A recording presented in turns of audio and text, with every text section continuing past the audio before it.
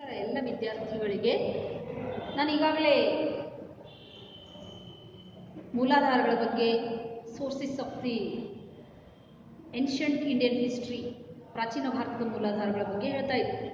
ಅದರಲ್ಲಿ archaeological sources ಪ್ರಾಕ್ತನ ಶಾಸ್ತ್ರದ ಮೂಲಾಧಾರಗಳ ಬಗ್ಗೆ ನಾನು ಹೇಳಿದ್ದೆ. ಅದರಲ್ಲಿ ಅತ್ಯಂತ ಪ್ರಮುಖವಾದಂತಹ ಮೂಲಾಧಾರ, ಇತಿಹಾಸಕ್ಕೆ ಅತ್ಯಂತ ನಿಖರವಾದಂಥ ಮಾಹಿತಿಯನ್ನು ಒದಗಿಸುವಂಥ ಮೂಲಾಧಾರ ಅಂದ್ರೂ ತಪ್ಪಲ್ಲ. ಅವು ಯಾವಪ್ಪ ಅಂದರೆ ಇನ್ಸ್ಕ್ರಿಪ್ಷನ್ಸ್, ಶಾಸನಗಳು ಅಂತ ನಾವು ಹೇಳ್ಬೋದು. ಎಪಿಗ್ರಫಿ ಅಂತ ಕರೀತಾರೆ. ಇನ್ಸ್ಕ್ರಿಪ್ಷನ್ಸ್ ಅಂದರೆ ಶಾಸನಗಳು. ಶಾಸನ ಶಾಸ್ತ್ರ ಅಂತ ಬಂದಾಗ ಅದನ್ನು ಎಪಿಗ್ರಫಿ ಅಂತ ಕರೀತಾರೆ. ಈ ಎಪಿಗ್ರಫಿ ಡಿಪಾರ್ಟ್ಮೆಂಟ್ ಅದು ಏನು ಮಾಡಿದೆ ಅಂದರೆ ಆರ್ಕಿಯಾಲಜಿಕಲ್ ಸರ್ವೆ ಆಫ್ ಇಂಡಿಯಾ ಮತ್ತು ಎಪಿಗ್ರಫಿ ಇದನ್ನು ವಿಭಾಗ ಕೂಡಿಕೊಂಡು ಏನು ಮಾಡಿದೆ ಅಂದರೆ ಸುಮಾರು 75,000ಕ್ಕಿಂತ ಹೆಚ್ಚು ಶಾಸನಗಳನ್ನು ಭಾರತದಲ್ಲಿ ಪತ್ತೆ ಹಚ್ಚಿದ, ಅವುಗಳನ್ನು ಪ್ರಕಟಿಸಿದೆ, ಓದಿದೆ. ಈ ಭಾರತದಲ್ಲಿ ಸಿಕ್ಕಂಥ ಶಾಸನಗಳಲ್ಲಿ ಹಲವಾರು ಭಾಷೆಯ ಶಾಸನಗಳು ನಮಗೆ ಸಿಗ್ತವೆ. ಅದರಲ್ಲಿ ಮುಖ್ಯವಾಗಿ ಹೇಳಬೇಕು ಅಂದರೆ ಸಂಸ್ಕೃತ, ಪಾಲಿ, ಪ್ರಾಕೃತ, ಕನ್ನಡ, ಆಮೇಲೆ ಇತರ ಪ್ರಾದೇಶಿಕ ಭಾಷೆಗಳ ಶಾಸನಗಳು ಸಿಗ್ತವೆ. ಲಿಪಿ ಅಂತ ಬರೋದಾದರೆ ಪ್ರಾರಂಭಿಕ ಹಂತದಲ್ಲಿ ಬ್ರಾಹ್ಮಿ, ಖರೋಷ್ಠಿ ಲಿಪಿಗಳಲ್ಲಿ ಶಾಸನಗಳನ್ನು ಬರಿತಾ ಇದ್ರು. ನಂತರದ ಅವಧಿಯೊಳಗೆ ಬ್ರಾಹ್ಮಿಯಿಂದನೇ ಹಲವಾರು ಲಿಪಿಗಳು ಬೆಳವಣಿಗೆಯನ್ನು ಹೊಂದ್ತವೆ. ಅದರಲ್ಲಿ ಕನ್ನಡನೂ ಒಂದು. ಹಂಗೆ ಬೇರೆ ಬೇರೆ ಭಾಷೆಗಳಲ್ಲಿ ನಂತರದ ಅವಧಿಯಲ್ಲಿ ಬೇರೆ ಬೇರೆ ಲಿಪಿಗಳಲ್ಲಿ ಶಾಸನಗಳನ್ನು ಹೊರಡಿಸ್ತಾರೆ. ಈ ರೀತಿ ಶಾಸನಗಳ ಬಹಳ ಉಪಯುಕ್ತವಾದಂಥ ಮಾಹಿತಿಯನ್ನು ಇತಿಹಾಸಕ್ಕೆ ಒದಗಿಸ್ತವೆ. ಶಾಸನಗಳನ್ನು ಬರೆಯಲಿಕ್ಕೆ ಪ್ರಾರಂಭ ಮಾಡಿದ್ದೆ ಅಶೋಕ. ಅಶೋಕನನ್ನು ಶಾಸನಗಳ ಪಿತಾಮಹ ಅಂತಲೂ ಕರೀತಾರೆ, ಜನಕ ಅಂತಲೂ ಕರೀತಾರೆ. ಅಶೋಕನಿಗಿಂತ ಮುಂಚೆ ಶಾಸನಗಳು ಸಿಕ್ಕಿದ್ದಿಲ್ಲೇನು ಅನ್ನೋದಾದರೆ, ಶಾಸನಗಳು ಅಂತ ಹೇಳ್ಕೊಳ್ಳಿಕ್ಕಾಗದೇ ಇದ್ರೂ ಸಹ ಮುದ್ರೆಗಳು ನಮಗೆ ಸಿಗ್ತವೆ. ಸಿಂಧೂ ನಾಗರಿಕತೆಯ ಉತ್ಖನನದ ಸಮಯದೊಳಗೆ ಮುದ್ರೆಗಳು ಸಿಗ್ತವೆ. ಆ ಮುದ್ರೆಗಳಲ್ಲಿ ಸಿಂಧೂ ಲಿಪಿಯನ್ನು ನಾವು ನೋಡ್ಬೋದು. ಆದರೆ ಇವತ್ತಿಗಿನವರೆಗೂ ಆ ಲಿಪಿಯನ್ನು ಒಮ್ಮತದಿಂದ ಓದಲಿಕ್ಕೆ ಆಗಿಲ್ಲ. ಓದುವಂಥ ಪ್ರಯತ್ನ ನಡೆದ್ರೂ ಒಮ್ಮತದಿಂದ ಓದಲಿಕ್ಕಾಗಿಲ್ಲ. ಹೀಗಾಗಿ ಅವುಗಳನ್ನು ಬಿಟ್ಟು ನಾವು ಕನ್ಸಿಡರ್ ಮಾಡೋದಾದರೆ, ಪರಿಗಣನೆಗೆ ತಗೊಳ್ಳೋದಾದರೆ ಅದು ಅಶೋಕ ಅಂತಲೇ ನಾವು ಹೇಳಬೇಕಾಗುತ್ತೆ. ಹಾಗಾದರೆ ಈ ಅಶೋಕನ ಶಾಸನಗಳು ಭಾರತದಲ್ಲಿ ಹಲವಾರು ಕಡೆಗಳಲ್ಲಿ ಸಿಗ್ತವೆ. ಅದರಲ್ಲಿ ಮುಖ್ಯವಾಗಿ ಮೇಜರ್ ರಾಕ್ ಎಡಿಕ್ಟ್ಸ್, ಮುಖ್ಯ ಬಂಡೆಗಲ್ಲು ಶಾಸನಗಳು, ಮೈನರ್ ರಾಕ್ ಎಡಿಕ್ಟ್ಸ್, ಲಘು ಬಂಡೆಗಲ್ಲು ಶಾಸನಗಳು, ಆಮೇಲೆ ಪಿಲ್ಲರ್ ಇನ್ಸ್ಕ್ರಿಪ್ಷನ್ಸ್, ಸ್ತಂಭ ಶಾಸನಗಳು ಮತ್ತು 2 ಕಳಿಂಗ ಶಾಸನಗಳು ಅವನು ಮುಖ್ಯವಾಗಿ ಸಿಗ್ತವೆ. ಅಶೋಕನ ಶಾಸನಗಳಲ್ಲಿ ಹೆಚ್ಚಿನ ಶಾಸನಗಳು ಬ್ರಾಹ್ಮಿ ಲಿಪಿಯೊಳಗಿರೋದು. ಇನ್ನು ಕೆಲವೊಂದಿಷ್ಟು ಶಾಸನಗಳು ಖರೋಷ್ಠಿ ಮತ್ತು ಗ್ರೀಕ್ ಲಿಪಿಯೊಳಗೂ ನಮಗೆ ಸಿಗ್ತವೆ. ಈ ಶಾಸನಗಳು ಬಹಳ ಮಹತ್ವದ ಶಾಸನಗಳು. ಭಾರತೀಯ ಇತಿಹಾಸದ ದೃಷ್ಟಿಕೋನದಿಂದ ನೋಡಿದಾಗ ಅಶೋಕನ ಶಾಸನಗಳು, inscriptions of Ashoka, these are the very important inscriptions for the ancient Indian history. ಪ್ರಾಚೀನ ಭಾರತದ ಇತಿಹಾಸಕ್ಕೆ ಅವು ಬಹಳ ಮಹತ್ವದ ಮೂಲಾಧಾರಗಳು ಅಂತ ಹೇಳ್ಬೋದು. ಶಾಸನಗಳು, ಅಶೋಕ ಯಾಕೆ ಶಾಸನಗಳನ್ನು ಕೆತ್ತಿಸಿದ ಅನ್ನೋದು ಬಹಳ ಮಹತ್ವದ್ದು. ಯಾಕಂದರೆ ಬ್ರಾಹ್ಮಿಯಲ್ಲಿ ಕೆತ್ತಿಸಿದಂಥ ಶಾಸನವನ್ನು ಓದಲಿಕ್ಕೆ ಸಾಧ್ಯ ಆಗಿರಲಿಲ್ಲ. ಆದರೆ ಜೇಮ್ಸ್ ಪ್ರಿನ್ಸೆಪ್ ಅವರು ಅದನ್ನು ಓದಿದರು ಅಂತ ನಾನು ಈಗಾಗಲೇ ಹೇಳಿದೆ. ಜೇಮ್ಸ್ ಪ್ರಿನ್ಸೆಪ್ ಅವರು ಶಾಸನಗಳನ್ನು ಓದಿದ ನಂತರ ಬಹಳ ಮಹತ್ವದ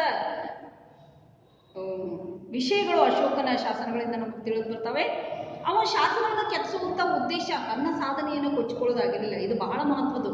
ಅಶೋಕ ಶಾಸನಗಳನ್ನು ಕೆತ್ತಿಸಲಿಕ್ಕೆ ಕಾರಣ ಏನಾಗಿತ್ತಂದರೆ, ಆತ ಯಾವಾಗ ಆತನದೇ ಆದಂತಹ ಧಮ್ಮವನ್ನು ಆತ ಒಂದು ಸ್ಥಾಪಿಸಲಿಕ್ಕೆ ಪ್ರಯತ್ನ ಪಟ್ಟನು, ಅಥವಾ ಆತನೇ ಆದಂತಹ ಕೆಲವೊಂದಿಷ್ಟು ನೈತಿಕ ಕಾನೂನುಗಳನ್ನು ಆತ ಜಾರಿಗೆ ತರ್ತಾನೋ, ಆವಾಗ ತಾನೇ ಯಾವಾಗ ನೈತಿಕವಾಗಿ ಜಾಗೃತಗೊಳ್ತಾನೋ ತನ್ನ ಪ್ರಜೆಗಳನ್ನು ಸಹ ಅಷ್ಟೇ ನೈತಿಕವಾದಂತಹ ಜಾಗೃತಿಯನ್ನು ಹೊಂದಿರಬೇಕು ಅಂತ ಬಯಸ್ತಾನೆ. ಹೀಗಾಗಿ ಆತ ಹಲವಾರು ನೈತಿಕ ಕಾನೂನುಗಳನ್ನು ಜಾರಿಗೆ ತರ್ತಾನೆ. ಬಹಳ ಮಹತ್ವದ ಮಕ್ಕಳೇ ಇದು. ಯಾಕಂದರೆ ಎಲ್ಲರೂ ಶಾಸನಗಳನ್ನು ಕಾನೂನುಗಳನ್ನು ಜಾರಿಗೆ ತರ್ತಾರೆ ಬೇರೆ ಎಲ್ಲ ರಾಜರು. ಆದರೆ ಅಶೋಕ ನೋಡ್ರಿ ಬಹಳ ವಿಭಿನ್ನವಾಗಿ ನಿಲ್ತಾನೆ, ನೈತಿಕ ಕಾನೂನುಗಳನ್ನು ಜಾರಿಗೆ ತರ್ತಾನೆ. ಯಾಕೆ? ತನ್ನ ಪ್ರಜೆಗಳು ನೈತಿಕವಾಗಿ ಜಾಗೃತಗೊಳ್ಳಬೇಕು ಅನ್ನೋ ಕಾರಣದಿಂದ. ಹೀಗಾಗಿ ಅಶೋಕನ ನೈತಿಕ ಕಾನೂನುಗಳನ್ನೇ ವಿವರಣೆ ಮಾಡುವಂತಹ ಶಾಸನಗಳು ಆತನದ್ದು. ಆದರೆ ಇಲ್ಲೊಂದು ತೊಡಕಿತ್ತು, ಏನಂದ್ರೆ ದೇವಾನಾಂ ಪಿಯೇನ ಪಿಯದಸಿ ರಾಯೋ ಅಂತ ಪ್ರಾಕೃತ ಭಾಷೆಯಲ್ಲಿ ಪ್ರಾರಂಭ ಆಗುವಂಥ ಈ ಶಾಸನಗಳು ಯಾರು ಅಂತ ಬ್ರಿಟಿಷರಿಗೆ ಗೊತ್ತಿರಲಿಲ್ಲ. ಆದರೆ ಮಸ್ಕಿ ಅನ್ನುವಂಥ ಸ್ಥಳದಲ್ಲಿ, ರಾಯಚೂರು ಜಿಲ್ಲೆಯ ಮಸ್ಕಿ ಅನ್ನುವಂಥ ಸ್ಥಳದಲ್ಲಿ ಸಿಕ್ಕಂತಹ ಶಾಸನದಲ್ಲಿ ದೇವಾನಾಂ ಪಿಯೇನ ಪಿಯದಸಿ ರಾಯೋ ಅಶೋಕಸ್ಯ ರಾಯೋ ಅಂತ ವಿವರಣೆ ಮಾಡ್ತದೆ. ಆವಾಗ ಬಹುತೇಕ ಇವು ಎಲ್ಲ ಅಶೋಕನ ಶಾಸನಗಳು ಅಂತ ಗೊತ್ತಾಗ್ತದೆ. ಅಶೋಕನ ಶಾಸನಗಳು ಏನನ್ನು ತಿಳಿಸ್ತಾವೆ ಅನ್ನೋದಾದ್ರೆ ಬಹಳ ಮಹತ್ವದ ನೀತಿ ಬೋಧನೆಯನ್ನು ಅವು ಮಾಡ್ತವೆ. ಪ್ರಾಣಿ ಬಲಿಯನ್ನ ನಿಷೇಧ ಮಾಡ್ತಾನೆ ಅಶೋಕ. ತಾನು ಯಾವಾಗ ಪರಿವರ್ತನೆಗೊಂಡೆ ಅನ್ನೋದನ್ನು ಹೇಳ್ತಾನೆ. ಅವನ ಮನೆ ಪರಿವರ್ತನೆ ಆದದ್ದು ಯಾವಾಗ ಅಂತ ಹೇಳ್ತಾನೆ. ಕಳಿಂಗ ಯುದ್ಧದ ಬಗ್ಗೆ ವಿವರಣೆಯನ್ನು ಕೊಡ್ತಾನೆ. ಕಳಿಂಗದ 2 ಶಾಸನಗಳು ಕಳಿಂಗ ಯುದ್ಧದ ಬಗ್ಗೆ ಒಂದು ವಿವರಣೆಯನ್ನು ಕೊಟ್ಟರೆ, ಇನ್ನೊಂದು ಕಳಿಂಗದಲ್ಲಿ ಆತ ನೀಡಿದಂತಹ ಹೊಸ ಆಡಳಿತದ ಬಗ್ಗೆ ವಿವರಣೆಯನ್ನು ಕೊಡ್ತದೆ. ಕಳಿಂಗ ಯುದ್ಧದ ನಂತರ ಆತನ ಮನ ಪರಿವರ್ತನೆ ಆಯಿತು ಅನ್ನೋದು ಇದರಿಂದ ಸ್ಪಷ್ಟ ಆಗ್ತದೆ. ಆಮೇಲೆ ರುಮಿಂದೇಹಿ ಶಾಸನ ಅಶೋಕಂದು ಏನು ಮಾಡ್ತದೆ ಅಂದರೆ ಬೌದ್ಧ ಧರ್ಮಕ್ಕೆ ಆತ ಯಾವಾಗ ಪರಿವರ್ತನೆ ಹೊಂದಿದ, ಬೌದ್ಧ ಧರ್ಮದ ಪ್ರಭಾವಕ್ಕೆ ಆತ ಯಾವಾಗ ಒಳಗಾದ ಅನ್ನೋದನ್ನು ತಿಳಿಸುತ್ತೆ. ಮತ್ತೆ ರುಮಿಂದೇಹಿ ಶಾಸನದ ಇನ್ನೊಂದು ಮಹತ್ವ ಏನಂದ್ರೆ ಅಲ್ಲಿವರೆಗೂ ಬುದ್ಧನ ಜನ್ಮಸ್ಥಳದ ಬಗ್ಗೆ ಇದ್ದಂತಹ ಒಂದು ಗೊಂದಲವನ್ನು ಅದು ನಿವಾರಣೆ ಮಾಡ್ತದೆ. ಅಶೋಕ ಸ್ಪಷ್ಟವಾಗಿ ಹೇಳ್ತಾನೆ, ರುಮಿಂದೇಹಿಯಲ್ಲಿ ಅಂದರೆ ಲುಂಬಿಣಿಯಲ್ಲಿ, ಲುಂಬಿನಿ ವನದಲ್ಲಿ ಬುದ್ಧ ಜನ್ಮ ಹೊಂದಿದ, ಬುದ್ಧನ ಜನ್ಮಸ್ಥಳವಾದಂತಹ ರುಮಿಂದೇಹಿ ಅಥವಾ ಲುಂಬಿನಿ ವನಕ್ಕೆ ನಾನು ಭೇಟಿ ಕೊಟ್ಟೆ ಅಂತ ಹೇಳ್ತಾನೆ. ಆಮೇಲೆ ಆತ ಪಟ್ಟಾಭಿಷೇಕಗೊಂಡಂತಹ ಕಾಲಮಾನವನ್ನು ತಿಳಿಯಲಿಕ್ಕೂ ಇದು ಬಹಳಷ್ಟು ಉಪಯುಕ್ತವಾದಂತಹ ಶಾಸನ. ಅದೇ ರೀತಿ ಕರ್ನಾಟಕಕ್ಕೆ ಬಂದರೆ 13 ಉಪಬಂಡೆಗಳು ಅಥವಾ ಲಘು ಬಂಡೆಗಳು ಶಾಸನಗಳು ಆತನು ಸಿಗ್ತಾವೆ. ಈ ಶಾಸನಗಳಲ್ಲೂ ಸಹ ಆತ ನೈತಿಕ ಕಾನೂನು ಕಟ್ಟಳೆಗಳನ್ನು ಜಾರಿಗೆ ತಂದದ್ದು ಮತ್ತು ಅವುಗಳನ್ನು ಬಹಳ ಪರಿಣಾಮಕಾರಿಯಾಗಿ ಜಾರಿಗೆ ತರಲಿಕ್ಕೆ ಅವನ ಶಾಸನಗಳಲ್ಲಿ ಧರ್ಮ ಮಹಾಮಾತೃ ಅನ್ನುವಂತಹ ಅಧಿಕಾರಿಗಳನ್ನು ಆತ ಉಲ್ಲೇಖ ಮಾಡ್ತಾನೆ. ಈ ಧರ್ಮ ಮಹಾಮಾತೃಗಳನ್ನು ಆತ ನಿಯುಕ್ತಗೊಳಿಸಿದ್ದೆ ಏನಪ್ಪಾ ಅಂದರೆ ಆತನ ನೈತಿಕ ಕಾನೂನು ಕಟ್ಟಳೆಗಳನ್ನು ಬಹಳ ಪರಿಣಾಮಕಾರಿಯಾಗಿ ಜಾರಿಗೆ ತರಲಿಕ್ಕೆ. ಹೀಗಾಗಿ ಬಹಳ ಮಹತ್ವದ ಒಂದು ಕೊಡುಗೆ ಆತನದ್ದು ಅಂತ ಹೇಳ್ಬೋದು. ಇದಲ್ಲದೆ ಆತನ ಸ್ತಂಭ ಶಾಸನಗಳೂ ಸಹ ಬಹಳ ಮಹತ್ವದ ಒಂದು ಮಾಹಿತಿಯನ್ನು ನಮಗೆ ನೀಡ್ತವೆ. ಇವತ್ತಿನ ರಾಷ್ಟ್ರದ ಲಾಂಛನ ಆತನದ್ದೇ ಸಾಂಚಿ ಸ್ತೂಪ ಶಾಸನದಿಂದ ಆಯ್ದುಕೊಂಡದ್ದು ಅಂತ ನಮಗೆಲ್ಲರಿಗೂ ಹೆಮ್ಮೆಯಿಂದ ನಾವು ಹೇಳ್ಕೋಬೇಕಾಗ್ತದೆ. ಇನ್ನು ಮತ್ತೆ ಇನ್ನೂ ಹಲವಾರು ಶಾಸನಗಳು ಮುಂದಿನ ಅವಧಿಯೊಳಗೆ ನಾವು ನೋಡ್ತೀವಿ. ಅದರಲ್ಲಿ ಮುಖ್ಯವಾಗಿ ಹೇಳಬೇಕಂದ್ರೆ ಒರಿಸ್ಸಾದ ಭುವನೇಶ್ವರದ ಹತ್ತಿರ ಇರುವಂತಹ ಹಾಥಿಗುಂಪಾ ಶಾಸನ. ಈ ಹಾಥಿಗುಂಪಾ ಶಾಸನ ಖಾರವೇಲನ ಶಾಸನ. ಇದು ಕಳಿಂಗದ ದೊರೆ ಖಾರವೇಲ ರಚನೆ ಮಾಡಿದಂತಹ ಹಾಥಿಗುಂಪಾ ಶಾಸನ ಆತನಿಗೆ ಸಂಬಂಧಪಟ್ಟಂತಹ ಮಾಹಿತಿಯನ್ನು ನಮಗೆ ನೀಡುತ್ತದೆ. ಖಾರವೇಲನ ದಿಗ್ವಿಜಯಗಳು, ಬಹಳ ಅಜೇಯನಾದಂತಹ ರಾಜ ಆತ. ಅವನ ಶಾಸನ ಪ್ರಾಕೃತ ಭಾಷೆಯಲ್ಲಿದೆ, ಬ್ರಾಹ್ಮಿ ಲಿಪಿಯಲ್ಲಿ ಈ ಶಾಸನ ರಚನೆಯಾಗಿದೆ. ಕಳಿಂಗದ ಇತಿಹಾಸವನ್ನು ತಿಳಿಸುವಂಥ ಏಕೈಕ ಶಾಸನ. ಯಾಕಂದರೆ ಆತನ ಸಾಧನೆಗಳನ್ನು ಮಾತ್ರ ಅದು ವಿವರಣೆ ಮಾಡೋಂಗಿಲ್ಲ, ಕಳಿಂಗದ ಇತಿಹಾಸದ ಬಹುಭಾಗದ ಮೇಲೆ ಅದು ಬೆಳಕನ್ನು ಚೆಲ್ಲೋದ್ರಿಂದ ಈ ಶಾಸನ ಬಹಳ ಮಹತ್ವದ ಶಾಸನ. ಕಳಿಂಗ ದೇಶದ ಇತಿಹಾಸದ ವಿಷಯಕ್ಕೆ ಬಂದಾಗ ಇದು ಬಹಳ ಮಹತ್ವದ ಶಾಸನ ಅಂತ ಅನಿಸ್ಕೊತದೆ. ಅದೇ ರೀತಿ ಮತ್ತೊಂದು ಶಾಸನ ರುದ್ರದಾಮನ ಶಾಸನ, ಇನ್ಸ್ಕ್ರಿಪ್ಷನ್ ಆಫ್ ರುದ್ರದಾಮ ಆ್ಯಂಡ್ ಕುಮಾರಗುಪ್ತ. ಇಬ್ಬರ ಶಾಸನಗಳು ಒಂದೇ ಇದರೊಳಗೆ ರಚನೆಯಾಗಿರೋದು. ಗಿರ್ನಾರ್ದಲ್ಲಿ ಸಿಕ್ಕಂತಹ ಶಾಸನ ಇದು. ಗುಜರಾತಿನ ಜುನಾಗಢ್ ಬಳಿ ಹತ್ತಿರ ಇರುವಂತಹ ಗಿರ್ನಾರ್ ಅನ್ನುವಂತಹ ಒಂದು ಗುಡ್ಡಗಾಡು ಪ್ರದೇಶದಲ್ಲಿ ಈ ಶಾಸನ ಸಿಗ್ತದೆ. ಈ ಗಿರ್ನಾರ್ ಶಾಸನ ಏನನ್ನ ಮಾಹಿತಿ ಕೊಡ್ತದಂದ್ರೆ ಸುದರ್ಶನ ಅನ್ನುವಂತಹ ಕೆರೆ, ಚಂದ್ರಗುಪ್ತ ಮೌರ್ಯನ ಕಾಲದಲ್ಲಿ ಈ ರುದ್ರದಾಮನ್ ಇದ್ದ, ಆತ ಸುದರ್ಶನ ಅನ್ನುವಂತಹ ಕೆರೆಯನ್ನ ಕಟ್ಟಿಸಿದ್ದರ ಬಗ್ಗೆ ಇದು ಮಾಹಿತಿಯನ್ನು ಕೊಡ್ತದೆ. ಇಷ್ಟೇ ಅಲ್ಲ, ಈ ಸುದರ್ಶನ ಅನ್ನುವಂತಹ ಕೆರೆಯನ್ನ ಆತ ರೈತರ ಅನುಕೂಲಕ್ಕಾಗಿ ಕಟ್ತಾನೆ, ಕೃಷಿಗಾಗಿ ಚಟುವಟಿಕೆಗಾಗಿ ಈ ಸುದರ್ಶನ ಕೆರೆಯನ್ನ ಕಟ್ಟಿಸ್ತಾನೆ. ಇದು ಸುದರ್ಶನ ಕೆರೆಯ ಕಟ್ಟುವಿಕೆಯ ಬಗ್ಗೆ ಮಾಹಿತಿಯನ್ನು ಕೊಡ್ತದೆ. ನಂತರದ ಅವಧಿಯೊಳಗೆ ಗುಪ್ತರ ಕಾಲದಲ್ಲಿ ಬಂದಂತಹ ಕುಮಾರಗುಪ್ತ, ಸ್ಕಂದಗುಪ್ತ. ಈ ಸ್ಕಂದಗುಪ್ತ ಏನ್ ಮಾಡ್ತಾನೆ, ಯಾವಾಗ ಸುದರ್ಶನ ಕೆರೆ ಅತಿಯಾದಂತಹ ಮಳೆಯಿಂದಾಗಿ ಅದರ ಕಟ್ಟೆ ಹೊಡಿತದೋ ಅವಾಗ ಈತ ಅಧಿಕಾರಿಗಳ ಜೊತೆ ಸಮಾಲೋಚನೆ ಮಾಡ್ತಾನೆ. ಅದರ ಹೊಡೆದಂಥ ಕಟ್ಟೆಯಿಂದಾಗಿ ಏನಾಗ್ತದೆ ಅಂದರೆ ಬಹಳಷ್ಟು ಬೆಳೆ ಹಾನಿ ಆಗ್ತದೆ. ಆವಾಗ ಆತ ತನ್ನ ಅಧಿಕಾರಿಗಳ ಜೊತೆ ಸಮಾಲೋಚನೆ ಮಾಡಿ ಆ ಭಾಗದಲ್ಲಿನ ರೈತರಿಗೆ ತೆರಿಗೆಯನ್ನ ಹೇರಬಾರದು ಅಂತ ಹೇಳಿ ಅಧಿಕಾರಿಗಳು ಅಥವಾ ಮಂತ್ರಿಗಳು ಸಲಹೆಯನ್ನು ಕೊಟ್ಟಾಗ ಅದನ್ನು ಮನ್ನಿಸಿ ಆತ ಏನು ಮಾಡ್ತಾನೆ, ಅಲ್ಲಿ ತೆರಿಗೆಯನ್ನ ರದ್ದುಗೊಳಿಸಿದ್ರ ಬಗ್ಗೆ ಮಾಹಿತಿಯನ್ನು ಕೊಡ್ತದೆ ಮತ್ತು ಆ ಕೆರೆಯನ್ನ ದುರಸ್ತಿಗೊಳಿಸಿದ್ರ ಬಗ್ಗೆ ಮಾಹಿತಿಯನ್ನ ನೀಡುತ್ತದೆ. ಹೀಗಾಗಿ ರೈತರಿಗಾಗಿ ಇದ್ದಂತಹ ಶಾಸನ ಕಾನೂನುಗಳ ಬಗ್ಗೆ ಈ ಒಂದು ಶಾಸನ ಬಹಳ ಮಹತ್ವದ ಬೆಳಕನ್ನು ಚೆಲ್ತದೆ. ಹೀಗಾಗಿ ಇದು ಗುಪ್ತರು, ಮೌರ್ಯರಿಂದ ಹಿಡ್ಕೊಂಡು ಗುಪ್ತರವರೆಗಿನ ಬಹುತೇಕ ಬಹಳಷ್ಟು ಆಡಳಿತಾತ್ಮಕ ಮತ್ತು ಶಾಸನೀಯ ಮಾಹಿತಿಗಳನ್ನು ಇದು ನೀಡೋದು. ಹೀಗಾಗಿ ಇದು ಇತಿಹಾಸದ ದೃಷ್ಟಿಕೋನದಿಂದ ಈ ಶಾಸನವನ್ನು ಬಹಳ ಮಹತ್ವದ್ದು. ಇನ್ನು ಬಹಳ ಮಹತ್ವದ ಶಾಸನ ಮತ್ತೊಂದು ಇತಿಹಾಸ, ಭಾರತದ ಇತಿಹಾಸಕ್ಕೆ ಬಹಳ ಮಹತ್ವದ ಕೊಡುಗೆಯನ್ನು ನೀಡಿದಂಥ ಮತ್ತೊಂದು ಶಾಸನ ಯಾವುದಪ್ಪ ಅಂದರೆ ಅದು ಅಲಹಾಬಾದ್ ಸ್ತಂಭ ಶಾಸನ. ಹರಿಸೇನನಿಂದ ರಚನೆಯಾದಂಥ ಶಾಸನ ಇದು. 33 ಸಾಲುಗಳನ್ನ ಹೊಂದಿದಂತಹ ಬೃಹತ್ ವಾಕ್ಯವನ್ನ ಇದು ಹೊಂದಿದೆ. ಒಂದೇ ವಾಕ್ಯ, ಸಾಲುಗಳು ಮಾತ್ರ 33. ಈ ಶಾಸನ ಬಹಳ ಸುಂದರವಾದಂತಹ ಸಾಹಿತ್ಯಿಕ ಕೃತಿ ಅಂತಾನೆ ಹೇಳಬೇಕು. ಭಾರತದ ಇತಿಹಾಸದ ದೃಷ್ಟಿಯಿಂದ 2 ಕಾವ್ಯಮಯ ಶಾಸನಗಳನ್ನು ನಾವು ಉಲ್ಲೇಖ ಮಾಡಬೇಕಾಗ್ತದೆ. ಅದರಲ್ಲಿ ಒಂದು ಅಲಹಾಬಾದ್ ಸ್ತಂಭ ಶಾಸನ, ಇನ್ನೊಂದು ಐಹೊಳೆ ಪ್ರಶಸ್ತಿ ಶಾಸನ. ಅದರಲ್ಲಿ ಅಲಹಾಬಾದ್ ಸ್ತಂಭ ಶಾಸನ ಬಹಳ ಉತ್ಕೃಷ್ಟವಾಗಿರುವಂತಹ ಸಾಹಿತ್ಯವನ್ನ ಒಳಗೊಂಡಿರುವ, ಸಂಸ್ಕೃತ ಸಾಹಿತ್ಯವನ್ನು ಒಳಗೊಂಡಂತಹ ಶಾಸನ. ಹರಿಸೇನ ಇಲ್ಲಿ ಸಮುದ್ರಗುಪ್ತನ ದಿಗ್ವಿಜಯಗಳ ಬಗ್ಗೆ ಮಾಹಿತಿಯನ್ನು ಕೊಡ್ತಾರೆ. ನಿಜವಾದ ಮೂಲತಃ ಇದು ಕೌಸಾಂಬಿಯಲ್ಲಿ ಇದ್ದಂತಹ ಅಶೋಕನ ಶಾಸನ. ಯಾವಾಗ ದಿಗ್ವಿಜಯಗಳನ್ನ ಮುಗಿಸ್ಕೊಂಡು ಸಮುದ್ರಗುಪ್ತ ಮರಳಿ ಬರ್ತಾ ಇದ್ನೋ ಅವಾಗ ಕೌಸಾಂಬಿಯ ಅಶೋಕನ ಶಾಸನದ ಕೆಳಗಡೆ 33 ಸಾಲುಗಳ ಈ ಶಾಸನವನ್ನ ಹರಿಸೇನನಿಂದ ರಚನೆ ಮಾಡಿಸ್ತಾನೆ. ಹರಿಸೇನ ಸಮುದ್ರಗುಪ್ತನ ಆಸ್ಥಾನದ ಪ್ರಮುಖ ಕವಿಯಾಗಿದ್ದ. ಆತ ರಚನೆ ಮಾಡಿದಂತಹ ಈ ಶಾಸನ ಬಹಳ ಮಹತ್ವದ ಶಾಸನ. ಯಾಕಂದ್ರೆ ಸಮುದ್ರಗುಪ್ತನ 9 ದಿಗ್ವಿಜಯಗಳ ಬಗ್ಗೆ, ಬಹಳ ಉತ್ತರ ಭಾರತದ 9 ದಿಗ್ವಿಜಯಗಳು ಮತ್ತು ದಕ್ಷಿಣ ಭಾರತದ ದಿಗ್ವಿಜಯಗಳ ಬಗ್ಗೆ ಇದು ಬಹಳ ಸುಂದರವಾಗಿ ಮತ್ತು ಮಹತ್ವದ ಮಾಹಿತಿಯನ್ನ ನಮಗೆ ಕೊಡ್ತದೆ. ಹೀಗಾಗಿ ಐತಿಹಾಸಿಕ ದೃಷ್ಟಿಕೋನದಿಂದ ನೋಡಿದಾಗ ಈ ಶಾಸನ ಬಹಳ ಮಹತ್ವದ್ದು, ಅಲಹಾಬಾದ್ ಸ್ತಂಭ ಶಾಸನ.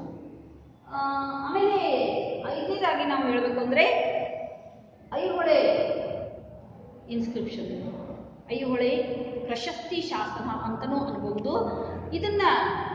ಇದನ್ನು ಸಹ ಏನು ಮಾಡ್ತಾನಂದ್ರೆ ಇಮ್ಮಡಿ ಪುಲಕೇಶಿಯ ಆಸ್ಥಾನದಲ್ಲಿದ್ದಂತಹ ಅವನ ಮಿತ್ರ ದಂಡನಾಯಕ ಮತ್ತು ಕವಿಯಾಗಿದ್ದಂತಹ ರವಿಕೀರ್ತಿ ಈ ಶಾಸನವನ್ನು ರಚನೆ ಮಾಡ್ತಾನೆ.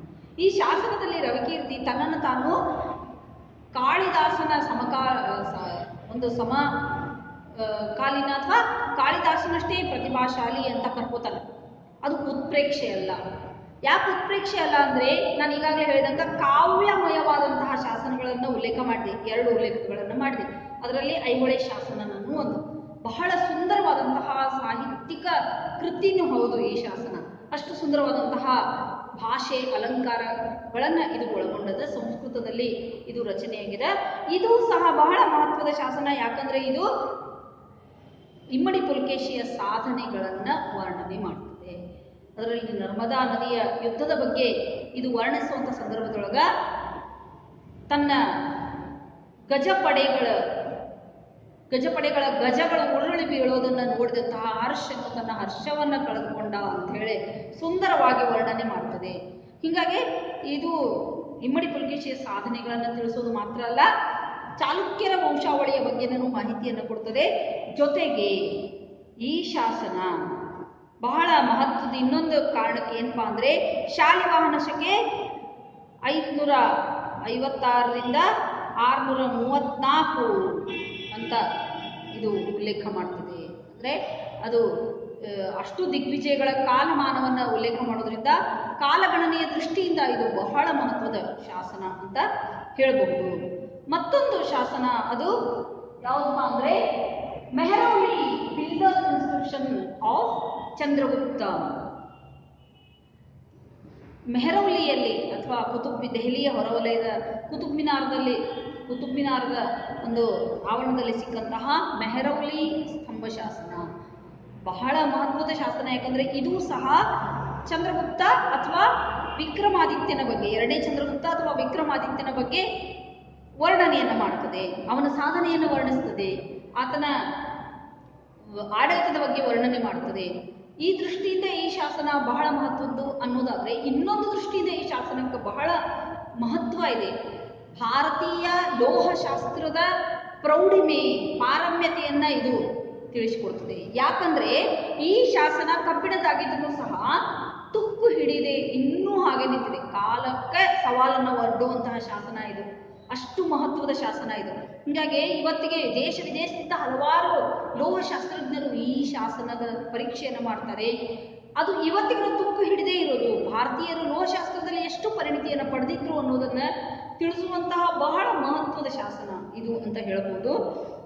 ಇನ್ನು ಇದಲ್ಲದೆ ಗುಪ್ತರ ಕಾಲಮಾನದ ಇನ್ನೂ ಹಲವಾರು ಶಾಸನಗಳು ನಮಗೆ ಬಹಳ ಮಹತ್ವದ ಮಾಹಿತಿಯನ್ನು ಕೊಡ್ತವೆ. ಬಸ್ತಾ ಆಗಿರ್ಬೋದು, ಉದಯಗಿರಿ, ಸಾಂಚಿ ಶಾಸನಗಳು ಗುಪ್ತರ ಆಡಳಿತದ ಬಗ್ಗೆ ಮತ್ತು ಇತಿಹಾಸದ ಬಗ್ಗೆ ಮಾಹಿತಿಯನ್ನು ಕೊಡ್ತವೆ. ಇನ್ನು ಮತ್ತೊಂದು ಮಹತ್ವದ ಶಾಸನ ಅಂದರೆ north Merur inscription of Parantaka Chola. ಇದು ಶಾಸನ, ಈ ಶಾಸನ ಬರೀ ಇತಿಹಾಸಕಾರರಿಗೆ ಮಾತ್ರ ಅಲ್ಲ, ರಾಜಕೀಯ ತಜ್ಞರಿಗೂ ಬಹಳ ಮಹತ್ವದ ಶಾಸನ ಇದು. ಯಾಕೆ ರಾಜಕೀಯ ತಜ್ಞರಿಗೆ ಬಹಳ ಮಹತ್ವದ ಶಾಸನ ಅಂದರೆ, ಇದು local self government of Cholas, ಚೋಳರ ಸ್ಥಳೀಯ ಸರ್ಕಾರಗಳ ಬಗ್ಗೆ ಬಹಳ ಮಹತ್ವದ ಮಾಹಿತಿಯನ್ನು ಕೊಡ್ತದೆ. ಆ ಮಾಹಿತಿಯನ್ನು ಓದಿದಂತಹ ಎಲ್ಲ ರಾಜಕೀಯ ತಜ್ಞರು ಇವತ್ತಿಗೂ ಬಹಳ ಆಶ್ಚರ್ಯ ಪಡ್ತಾರೆ. ಯಾಕಂದರೆ ಆ ಕಾಲದಲ್ಲೇ ಭಾರತದಲ್ಲಿ ಎಷ್ಟೊಂದು ಉನ್ನತ ಮಟ್ಟದ ಕಾನೂನುಗಳಿದ್ದು ಅಥವಾ ಸ್ಥಳೀಯ ಸರ್ಕಾರಕ್ಕೆ ಆ ಕಾಲದಲ್ಲಿ ಕೊಟ್ಟಂತಹ ಮಹತ್ವ, ಸ್ವಾತಂತ್ರ್ಯ ಮತ್ತು ಚುನಾವಣಾ ಪದ್ಧತಿ, ಇವತ್ತಿನ ಆಧುನಿಕ ಚುನಾವಣಾ ಪದ್ಧತಿಯನ್ನೇ ಹೋಲುವಂತಹ ಚುನಾವಣಾ ಪದ್ಧತಿಯ ಬಗ್ಗೆ ಇದು ಮಾಹಿತಿಯನ್ನು ಕೊಡ್ತದೆ. ಹೀಗಾಗಿ ಇದು ಬಹಳ ಮಹತ್ವದ ಶಾಸನ. ಯಾಕಂದರೆ ಗ್ರಾಮ ಸಭೆಗಳ ಕಾರ್ಯಗಳನ್ನು ವಿವರಣೆ ಮಾಡ್ತದೆ, ಗ್ರಾಮ ಸಭೆಯ ಸದಸ್ಯರನ್ನು ಚುನಾವಣೆಯ ಮೂಲಕ ಆಯ್ಕೆ ಮಾಡೋದನ್ನು ಇದು ತಿಳಿಸ್ತದೆ. ಆಮೇಲೆ ಇದರ ಜೊತೆ ಆ ಚುನಾವಣೆಯಲ್ಲಿ ನಿಲ್ಲುವಂಥ ಅಭ್ಯರ್ಥಿಗಳ ಮಾನದಂಡದ ಬಗ್ಗೆ, ಕ್ವಾಲಿಫಿಕೇಶನ್, ಅವರ ಒಂದು ಇದನ್ನು ಏನಾಗಿರಬೇಕು, ಮಾನದಂಡ ಏನಾಗಿರಬೇಕು ಅನ್ನೋದನ್ನು ತಿಳಿಸುವಂಥ ಸಂದರ್ಭದೊಳಗೆ ಅದು ಅವರ ಚಾರಿತ್ರ್ಯ, ನೈತಿಕತೆ, ಅವರ ಕೌಟುಂಬಿಕ ಹಿನ್ನೆಲೆ ಅವುಗಳನ್ನೆಲ್ಲನೂ ಪರಿಗಣನೆಗೆ ತಗೊಂಡು ಮಾತ್ರ ಅವ್ರು ನಿಲ್ಲಬೇಕು ಚುನಾವಣೆಗೆ ಅನ್ನೋದನ್ನು ಇದು ತಿಳಿಸಿಕೊಡೋದು ನೋಡಿದರೆ ಇದು ಬಹಳ ಮಹತ್ವದ ಶಾಸನ. ಅದೇ ರೀತಿ ಪಲ್ಲವ ದೊರೆ ಮಹೇಂದ್ರವರ್ಮನ ಶಾಸನ ಕುಡಿಮಿಯ ಮಲೈ ಅನ್ನುವಂತಹ ಶಾಸನ. ಈ ಕುಡಿಮಿಯ ಮಲೈ ಶಾಸನ ದಕ್ಷಿಣ ಭಾರತದ ಸಂಗೀತದ ಉಗಮದ ಬಗ್ಗೆ ತಿಳಿಸ್ತದೆ. ಮುಂದೆ ಇದು ಕರ್ನಾಟಕ ಸಂಗೀತ ಅಂಥೇಳಿ ಪ್ರತ್ಯೇಕತೆಯನ್ನು ಪಡ್ಕೊಂಡ್ರೂ ಸಹ ಆ ಕಾಲದಲ್ಲೇ ದಕ್ಷಿಣ ಭಾರತದಲ್ಲಿ ಸಂಗೀತ ತನ್ನ ಒಂದು ಪ್ರೌಢಿಮೆಯನ್ನು ಪಡ್ಕೊಂಡಿತ್ತು ಅನ್ನೋದನ್ನು ಇದು ಬಹಳ ಸವಿಸ್ತಾರವಾಗಿ ತಿಳಿಸ್ತದೆ. ಹೀಗಾಗಿ ಇದು ಸಹ ಮಹತ್ವದ ಒಂದು ಶಾಸನ ಅಂತಲೇ ಹೇಳಬೇಕು. ಅದೇ ರೀತಿ ಗ್ವಾಲಿಯರ್ನ ಶಾಸನ, ಇದು ದತ್ತಿ ಶಾಸನ ಆಗಿದ್ರೂ ಇದು ಪ್ರತಿಹಾರ ದೊರೆ ಭೋಜರಾಜನ ಬಗ್ಗೆ ಬಹಳ ಮಹತ್ವದ ಮಾಹಿತಿಯನ್ನು ಒದಗಿಸ್ತದೆ. ಇನ್ನು ಕೊನೆಯದಾಗಿ ಹೇಳಬೇಕು ಅಂದರೆ Sanjan copper inscription, Sanjan copper plate inscription ಅಂತಲೂ ಹೇಳ್ಬೋದು. ಇದು ಅಮೋಘ ವರ್ಷ ನೃಪತುಂಗನ ತಾಮ್ರಪಟ ಶಾಸನ. ಇದೂ ಸಹ ಇತಿಹಾಸದ ದೃಷ್ಟಿಯಿಂದ ಬಹಳ ಮಹತ್ವದ್ದು. ರಾಷ್ಟ್ರಕೂಟ ದೊರೆ ಅಮೋಘ ವರ್ಷ ಆತ ಏನು ಮಾಡಿದ ಅಂದರೆ, ಆತನ ಶಾಸನದಲ್ಲಿ ಕೆಲವೊಂದಿಷ್ಟು ಮಾಹಿತಿಗಳನ್ನು ಇದು ಒದಗಿಸ್ತದೆ. ಮೂರನೇ ಗೋವಿಂದನ ಉತ್ತರ ಭಾರತದ ದಂಡಯಾತ್ರೆಗಳ ಬಗ್ಗೆ ಇದು ವಿವರಣೆಯನ್ನು ಕೊಡುತ್ತದೆ. ಜೊತೆಗೆ ಆತ ಅಮೋಘ ವರ್ಷ ಸಾಂಕ್ರಾಮಿಕ ರೋಗದಿಂದ ಇಡೀ ರಾಜ್ಯ ತತ್ತರಿಸಿದಾಗ ತನ್ನ ಬಲಗೈ ಹೆಬ್ಬೆರಳನ್ನು ಕೊಲ್ಹಾಪುರದ ಮಹಾಲಕ್ಷ್ಮಿಗೆ ಬಲಿಯಾಗಿ ಕೊಟ್ಟದ್ದನ್ನು ಇದು ವಿವರಣೆ ಕೊಡುತ್ತದೆ. ಅದರ ಜೊತೆ ಅಮೋಘ ವರ್ಷನ ಸಾಧನೆಗಳನ್ನು ಇದು ಬಹಳ ಸವಿಸ್ತಾರವಾಗಿ ತಿಳಿಸ್ತದೆ. ಹೀಗಾಗಿ ಇತಿಹಾಸದ ದೃಷ್ಟಿಯಿಂದ ಇದು ಬಹಳ ಮಹತ್ವದ ಶಾಸನ. ಇದಲ್ಲದೆ ಭಾರತದ್ದೇ ವಸಾಹತುಗಳಾಗಿದ್ದಂತಹ ಏಷ್ಯಾ ಮೈನರ್, ಮಧ್ಯ ಏಷ್ಯಾ, ಆಗ್ನೇಯ ಏಷ್ಯಾದ ರಾಷ್ಟ್ರಗಳಲ್ಲಿ ಸಿಕ್ಕಂತಹ ಹಲವಾರು ಶಾಸನಗಳು ನಮಗೆ ಬಹಳ ಮಹತ್ವದ ಮಾಹಿತಿಯನ್ನು ಕೊಡ್ತವೆ. ಇತಿಹಾಸದ ದೃಷ್ಟಿಯಿಂದ ಅತಿ ಪ್ರಾಚೀನವಾಗಿರುವಂತಹ ಭೋಗಾಚ್ಕಾಯಿ ಶಾಸನ, ಆರ್ಯರ ಚಲನವಲನದ ಬಗ್ಗೆ ಮತ್ತು ಇರಾನ್, ಇರಾಕ್ ಮತ್ತು ಭಾರತದ ಬಗ್ಗೆ ಭಾರತದ ಮಧ್ಯೆ ಇದ್ದಂತಹ ಪ್ರಾಚೀನ ಸಂಬಂಧಗಳ ಬಗ್ಗೆನೂ ಮಾಹಿತಿಯನ್ನು ಕೊಡ್ತದೆ. ಇವಿಷ್ಟು ಶಾಸನಗಳ ಬಗ್ಗೆ ಮಾಹಿತಿ ಆಯಿತು. ನನ್ನ ಮುಂದಿನ ಒಂದು ಕ್ಲಾಸ್ಗಳಲ್ಲಿ ನಾನು ಇನ್ನೂ ಇತರ ಹಲವಾರು ಮೂಲಾಧಾರಗಳ ಬಗ್ಗೆ ವಿವರಣೆಯನ್ನು ಕೊಡ್ತೀನಿ. ಧನ್ಯವಾದ.